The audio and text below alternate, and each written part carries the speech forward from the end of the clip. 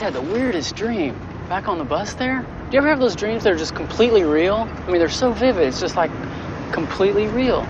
It's like there's always something bizarre going on in those. I have one about every 2 years or something. I always remember them really good. It's like there's always someone getting run over or something really weird. One time I had lunch with Tolstoy. Another time I was a roadie for Frank Zappa. Anyway, so this dream I just had, it was just like that, except instead of anything bizarre going on, I mean, there was nothing going on at all. Man, it was like the Omega Man. There was just nobody around. I was just traveling around, you know, staring out the windows of buses and trains and cars, you know. When I was at home, I was like flipping through the TV stations endlessly, reading. I mean, how many dreams do you have where you read in a dream, you know? Wait.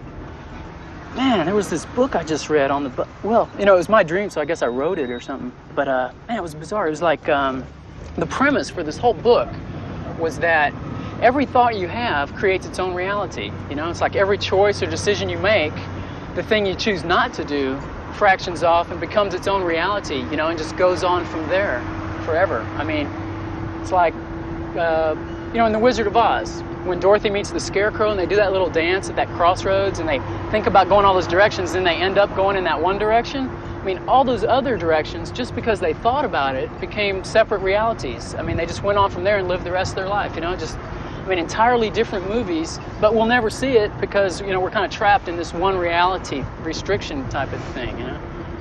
And another example would be like back there at the bus station, you know, as I got off the bus, the thought crossed my mind, you know, just for a second about not taking a cab at all, but, you know, maybe walking or bumming a ride or something like that.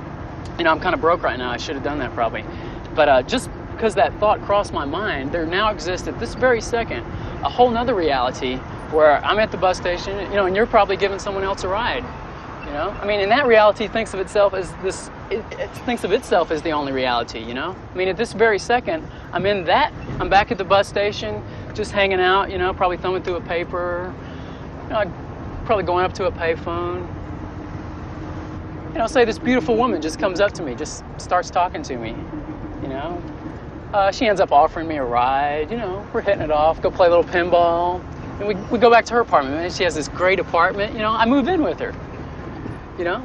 And see, if I say I have a dream some night that I'm with some strange woman I've never met, or I'm, you know, living at some place I've never seen before, see, that's just a momentary glimpse into this other reality that was all created back there at the bus station, you know? Shoot. And then, you know, I could have a dream from that reality into this one, that, like, this is my dream from that reality, you know? Of course, that's kind of like that dream I just, you know, had on the bus, you know, the whole cycle type of thing.